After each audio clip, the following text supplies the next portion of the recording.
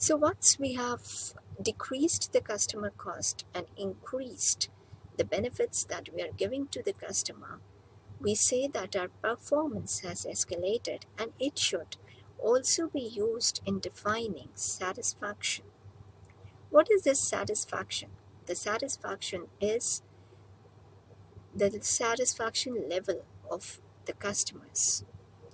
According to different studies, it is said that satisfaction is measured on an index level, where because it is so abstract, it becomes difficult for marketers to give it a proper figure.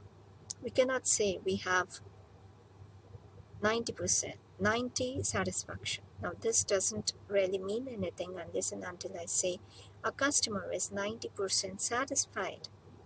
So we have to design some scale. We have to measure how much is the customer really satisfied. So anything which can be measured, can be given numbers, is easy for us to understand. So how do we define satisfaction?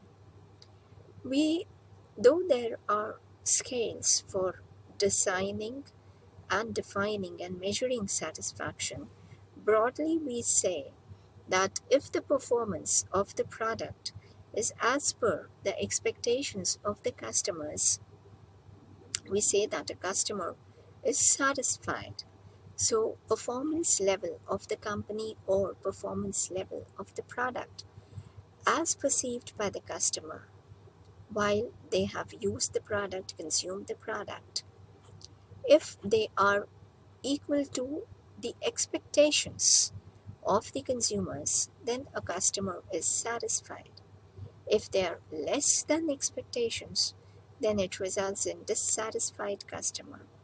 But if the performance is greater than the expectations, then a customer is delighted and it raises his happiness levels. So, how do we really define this customer value? How do we really deliver this customer value? So, attracting customers, on improving costs, improving and adding on benefits, it results in identifying certain operations, certain activities that can help increase the perceived value of benefits to the customers. So value proposes a value chain. What are these primary value of activities? These primarily value of activities include the logistics, the operations, the sales and services, and the support activities as procurement, human resources, infrastructures, which define the entire value chain. So what is this value delivery system? The value delivery system are the experiences. In order to design and plan out the value delivery, it is important for the marketers to understand how to better the experiences of the customers that would help them in giving joy and satisfaction and happiness during their course of acquiring and consuming the product. And what is this value proposition? This value proposition refers to the cluster of benefits the company promises to deliver in order to better the experiences of the customers during their process of acquiring, obtaining, and using the product. So there are certain set standards, there are certain ways in order to improve by analyzing costs and performance, where certain parameters can be defined if they are compared to what is being offered by their competitors, if they are being compared to what is industry relevant or customer relevant.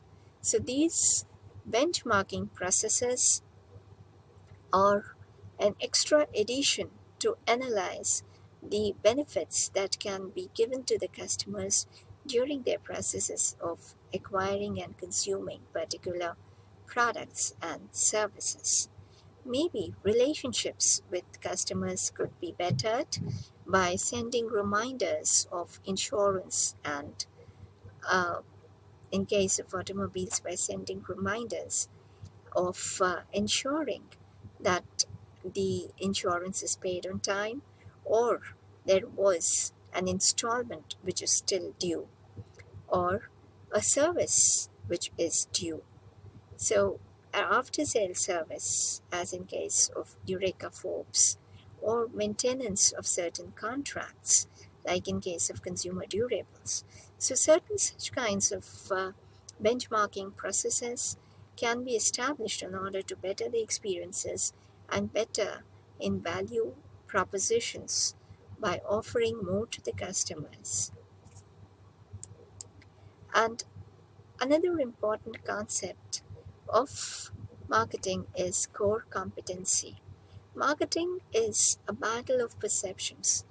Now, since it is a battle, there are plethora of competitors who are trying to create and generate value for customers in a marketplace.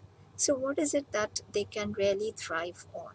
What are their distinctive capabilities that they can outgrow, whether those distinctive capabilities are so unique to a particular organization that they really become difficult for the competitor to imitate, that they're a source of competitive advantage that can be grown in future in order to excel and meet out expectations.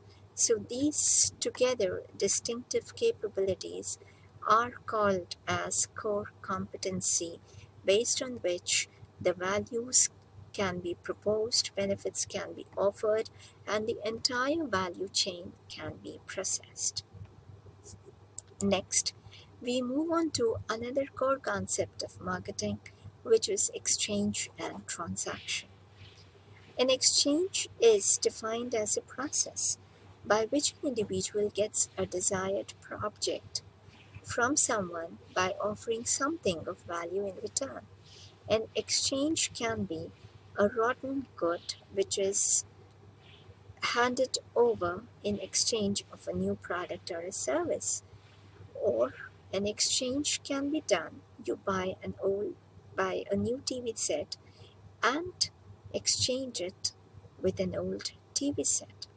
However, a transaction to take place, it's in trade agreement between two parties where at least two things of value must be agreed upon. There should be a proper time of agreement, place of agreement. Now, these transactions can be both monetary and non-monetary. A fundamental point here to reckon with is barter system was not an exchange, but barter system is a non-monetary transaction. It was a trade system where people were trading and involving two things of value once agreed upon, certain conditions, a certain time of agreement, and a certain place of agreement.